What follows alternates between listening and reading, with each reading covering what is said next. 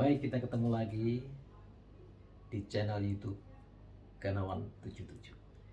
Baik, kita sedikit akan kita bahas terkait dengan articulator, di mana unit ini juga unit yang sesuai aplikasinya di segala cuaca dan segala kondisi. Baik, mengapa kita penting membahas truk yang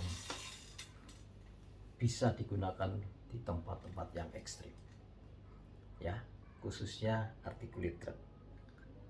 Nah, ini sangat cocok digunakan di kondisi-kondisi yang underfoot condition. Seperti apa contohnya?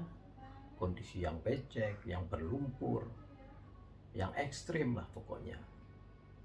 Di segala cuaca dan segala situasi, ini akan lebih cocok digunakan aplikasi di lapangannya. Namun pada ketemuan ini kita akan bahas bagaimana pengecekan oli engine. Nah, kita berikan gambarannya. Jadi kalau kita punya unit articulate truck seperti ini, nah kita bisa yang namanya melakukan pengecekan keliling atau P2H atau yang disebut background inspection. Nah, ini kita selalu melakukan ini karena adalah memang tujuannya sehingga alat lebih tahan lama tentunya, dan kalau kita lihat dari segi safety-nya tentunya biar alat tersebut lebih aman digunakan baik untuk operator maupun mesin itu sendiri. Baik, kita akan sedikit bahas sharing terkait dengan bagaimana sih sebenarnya ngecek oli engine.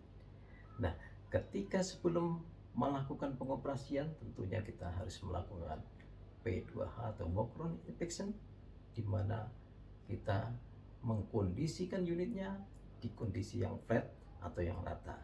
Nah, itu baru kita periksa. Tentunya dalam kondisi yang mati atau shutdown-nya. Jadi kita buka dulu. Di sini ada bagian depan dari articulate truck ini bisa dibuka ke depan. Jadi cap engine-nya itu bisa dibuka sehingga akan terlihat dipstick yang ada di engine di sebelah kiri dari unit tersebut. Nah, itu artinya kita bisa memeriksa level dari oli engine. Nah, bagaimana caranya?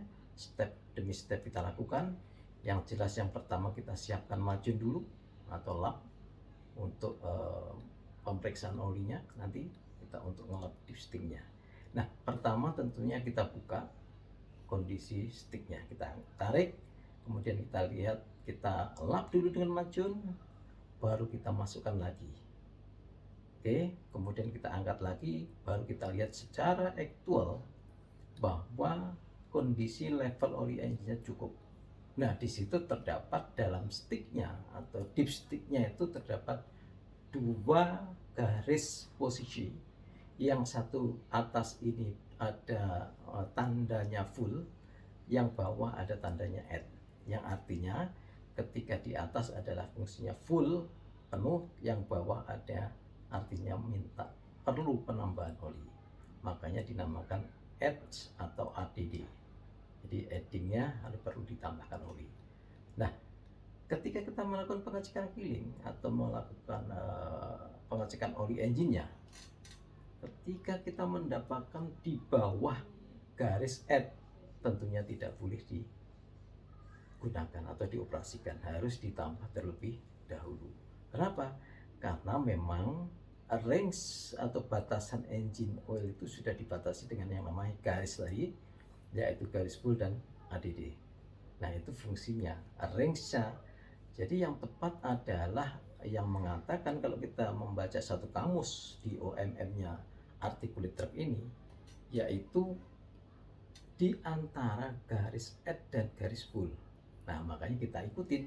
Berarti di antara itu harus ada terdapat level oli engine. Nah, itu baru tepat. Nah, pertanyaannya, ketika kita mendapatkan level oli di atas full, apa yang terjadi?